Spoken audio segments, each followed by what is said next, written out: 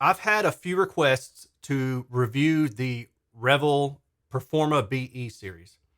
The F226BE I reviewed about 4 years ago, and the retail price on that was about $5,400. They're currently on sale. Let me look, $4,000 a pair. The F228BE, which I haven't reviewed, retail 11,000, currently on sale for 6,000 a pair. And then the F328BE, 17,600, so $17,600 retail price, and then currently on sale for $13,000, 600 per pair.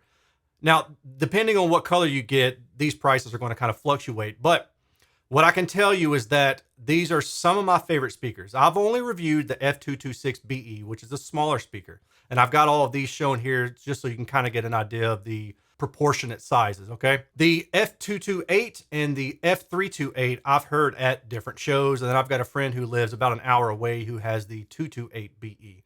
Now, I'll just go ahead and tell you, if you're in the market and you've kind of been like, hey, I'm thinking about spending this money, but I don't know really which thing to get right now, or which Revel makes the most sense. To me, the 228 represents the best value. I mean, its current price is 6,000 per pair. Honest to goodness, that's kind of a no-brainer. Check your local dealer because they can probably even do better than what I'm seeing prices for online. So check with your local dealer first. So what I'm going to do is I'm going to kind of give you a quick overview of the different aspects of these speakers and why some might work better for your situation than another one, okay? Now, to kick it off, the F226BE features two 6-inch mid-woofers, a single 5.25-inch mid-range, and then a 1-inch beryllium dome tweeter and a waveguide. The 228 features two 8-inch drivers as woofers, and then the 328 has three 8-inch bass drivers. Now, you would think that the 328 is going to get really low, but it actually doesn't. In fact, it doesn't quite get as low as the 228, but what it does have is higher sensitivity. So let me walk you through some measurements, and I've got to give a big shout out to my friend Pierre. He has spinorama.org where he takes my measurements, Audio Science Reviews measurements. He may take Soundstage's measurements. He takes all sorts of different measurements. He puts them all on his site to make them all in the same format, and that's really great when you're comparing and contrasting different speakers. Okay. I would say that in general, these speakers all have two things that I really like and I really loved about the F226BE. As I said earlier, I reviewed that about 4 years ago, and it's still one of my favorite speakers that I've heard so far. They all feature nice dynamic range, just really like good snap, kick, punch, slam, inner detail, micro detail, macro detail. I'm just kidding. They all feature really good dynamic range, and they also feature really good soundstage width. Like, they radiate pretty widely. The tonality on each of these is also good, but they're different enough to where you would definitely notice a difference if you had them all lined up side by side. And I think the best way to give you an example is to walk through some of these graphics. Now, keep in mind that all these graphics are psychoacoustically smooth. And the reason I did that is just to kind of give everything the same level playing field. We're going to start off with the F226BE. Average sensitivity of 90 decibels, on-axis response in black is pretty linear, although you see a bump around 4 to 6K, so that could sound a little bit more sibilant. If you look at the F3, it's at 60 hertz, and the F10 is at 35 hertz. So this gets relatively low, but gonna need a subwoofer for low bass. The ERDI looks pretty good. Now, this guy right here should be better, but the fact that it is a separate tweeter and a separate mid-range, I think that's going to be most of it. It's just going to be that vertical offset. If we switch over to the F228, you can see similar tonal balance on the on-axis frequency response, but this one actually seems to have better early reflections directivity, which generally just means that this is going to take a little bit better to equalization. The F3 is also at 60 hertz, but the F10 is at 20 hertz, and this has an average of 90 decibels. So this particular speaker seems to be a little bit better in overall tonality, and it gets a little bit lower. What's the con? I don't know. I'm not really sure about this particular one, so let's wait. Then the big boy, the 328BE. The F3 on this one is also around 60 hertz, but the F10 is around 31 hertz. And you'll notice the bass roll-off is definitely different from the other two. Now, the on-axis response itself is also a little bit less linear. especially when you get up to this region right here, the 7/8. There's a noticeable dip, but also through this region right here from like 1 to 3 kilohertz. The ERDI looks pretty good. It's actually looks better than the F226, which I find interesting. So these differences I'm thinking are probably attributed to the baffle width itself. I mean, certainly the baffle height will make a difference, but the actual baffle width of each speaker getting wider and wider, I think contributes to some of the early reflections directivity being different between the 328 and 228 versus the 226. Now, I've taken the estimated in-room response for all of these and I've kind of lined them up. I've matched them at 1 kilohertz just to kind of get a better idea. And it's hard to see through this, I will admit. The red is F226, the black is the F328, and then the orange is the 228. And you'll notice that the orange has a dip right in this mid-range region right here, and they extend about as well as the 328. But it's interesting also to note that the 328 has a little bit more of a shallow bass profile. So let's take a look at these each individually. The 226 has a bit of a scoop in the mid-bass region, and it might take away some of the thump, if you will, of a kick drum. But this design tends to work better a little bit closer to the wall just because it doesn't sound so boosted through this region. Now, these kind of designs vary, and you're going to see what I mean in a second. The other thing about the 226 is there's a scoop in the upper mid-range, which could make it sound a little bit more warm, a little less detailed if you like that kind of sound. But then notice the high frequency tends to stay pretty uniform all the way up until about 20K. If we look at the 228 BE, you'll see that it is different. Okay, so this mid-range, upper mid-range scoop that the 226 had does not exist in the 228. There is, however, a scoop in the lower mid-range right through here. So that can make vocal sound maybe a little bit hollow. And it maybe takes away some of the fullness from vocals and also snares. That's going to be the biggest thing that I personally key into. Now, the mid bass has a little bit of a boost compared to the F226. So if I go back real fast, you'll see the F226 is kind of troughed down through this region where the F228 has a little bit of a boost. Now that's going to give a little bit more kick and punch to the kick drum particular region. And I personally like that. The extension on this, like you saw before, it's pretty good. It doesn't seem to have the same roll off as the 226, but it has a little bit of an extension to give you just a little bit more bass. Now, this profile also could tend to work well next to a wall, but because of this boost right here, I think you're going to want to pull the speaker out a little bit further. The other thing that I want to point out is this high frequency roll off right here. So you're going to lose some air, some sparkle from cymbals and maybe electronic music if you are not sitting directly on axis with the 228 with your ear aligned with that tweeter. Now let's look at the F328BE.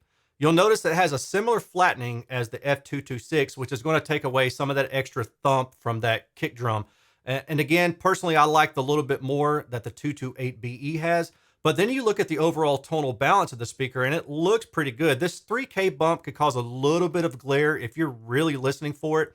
And this little dip right here could take some of the weight out of vocals, particularly female vocals.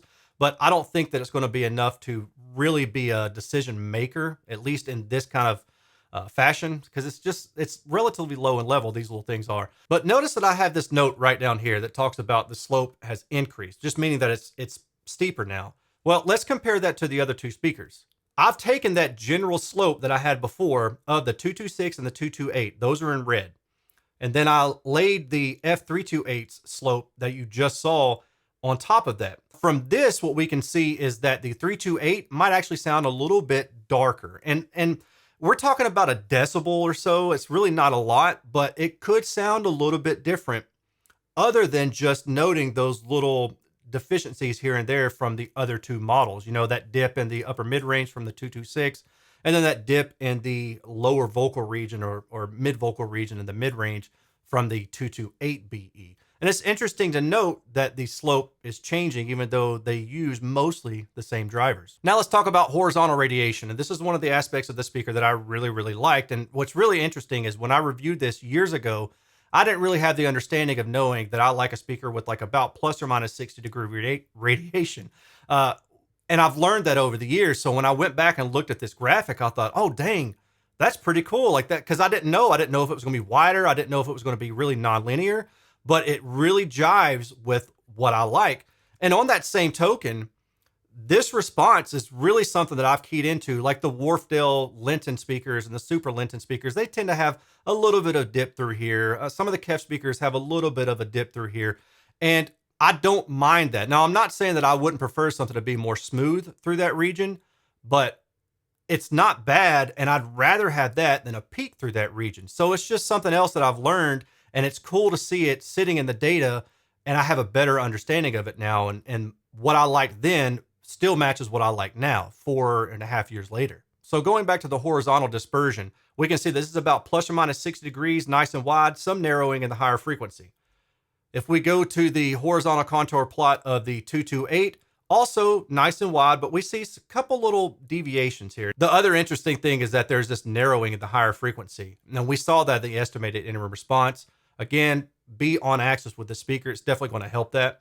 And if you look at the 328, it doesn't seem to have as much narrowing in the higher frequency, but it has a couple little aberrations here. There's a little bit of a suck out in this 5 to 6 kilohertz region. There's a little bit more of a dip in the mid-range from about like 800 to about 1.5K or so. So those little differences are interesting. Now, what about vertically? Do you always have to sit at the tweeter level? Yes, you definitely need to.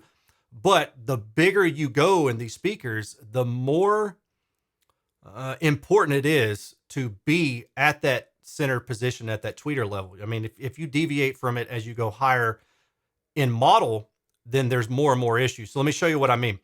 This is the 226. This is somebody's ears aligned with the tweeter axis in the middle. And you can see you've got about plus or minus 20 degrees, but these windows are kind of, they're not too bad. They're broad for a 3-way design with the tweeter stacked on top. That's kind of what I expect, okay? Now, if I go to the 228, you can see that things definitely change. It gets kind of weird. You've got this suck out, but then you've got this guy down here. And you didn't really have it so much with my measurement. Again, even though my resolution was not as good as what this data is, you can still see that there's more directivity in the vertical response from the woofer to the mid-range in this region right through here. Now, if you step up to the 328, then you have even more of a cutout right through this 200 to 300 hertz region in the vertical. So really what all this means is that if you were to stand up and walk around the room, the 226 BE is probably going to be your best bet. If you don't mind sitting at that ear level, then the 328 and the 228 are going to be perfectly fine. And typically, I don't find those to be an issue for most people. Now, the one thing that I don't have for the other two speakers, but I do have for the 226 is distortion and compression testing. And I did the distortion and compression testing a different way back then, but what I can assume, reasonably assume, is that whatever the 226 capabilities were, they've been plussed as you go up in size. So let's look at the harmonic distortion at 90 decibels, and we can see that it's below 1% for the 226. I mean, that's crazy low. Then if I go up to 102 decibels, it's still pretty low. I mean, the mid-range is really good. You have some third-order harmonics in the tweeter area, and then you've got some 3% distortion in the lower mid-bass region right through here. But for the most part, I think this is still pretty good. Then if you look at compression, I'm running at about probably about 84 decibels up to about 106 decibels at this particular distance. And you can see that it takes me 106 decibels before I clear out to about 3 decibels of compression. And that's just at a very narrow window. For the most part, you're looking like you're maybe about 1.5 decibels of compression at 106 decibels output. That's impressive. Now, what about multi-tone distortion? Multi-tone distortion ran from, again, about, 81 decibels to about 104 decibels.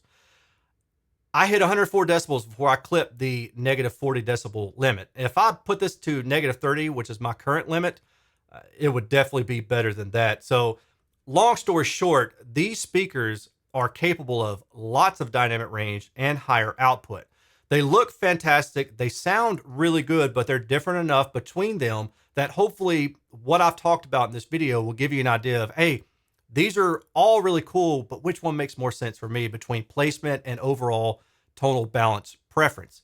Now, if you're curious about how the F226 compares to something like the Kef the Kef R5 Meta, which is about $4,000 a pair compared to the 226BE $5,000 a pair, or the MoFi 888, which is $5,000 a pair, let's just do a quick look at the estimated in-room responses, okay? So this is the 226. And again, note the little bit of a trough. So it's going to be a little bit of less attack, less dynamicism in terms of sound, and maybe a little intelligibility and dialogue lost, maybe a little bit.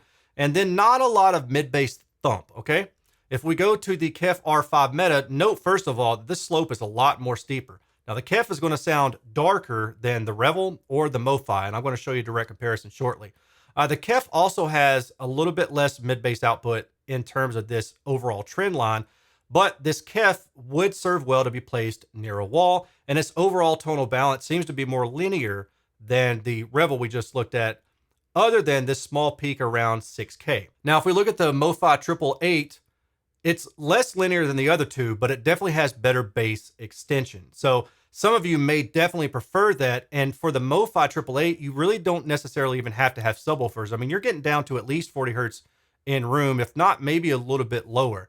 Whereas with the KEF, you definitely need a subwoofer. And with the Revels, you almost certainly have to have a subwoofer, except for maybe the 228 and 328, because they have a little bit of an accentuated shelf on the lower bass. So that might help you there. But now I want to compare the overall slopes of these guys, and that's what you have here. So the Revel and the MoFi are less shallow than the KEF. And that does it for this overview, if you will. If you're interested in buying these while they're on sale, get them while they're hot. They go off sale on March 30th. Go check with your local dealer, but if you can't get them there, please consider using my affiliate link. And if you have any questions, comments, or concerns, as always, leave them in the comment section below. I will talk to y'all later. Take care. Peace.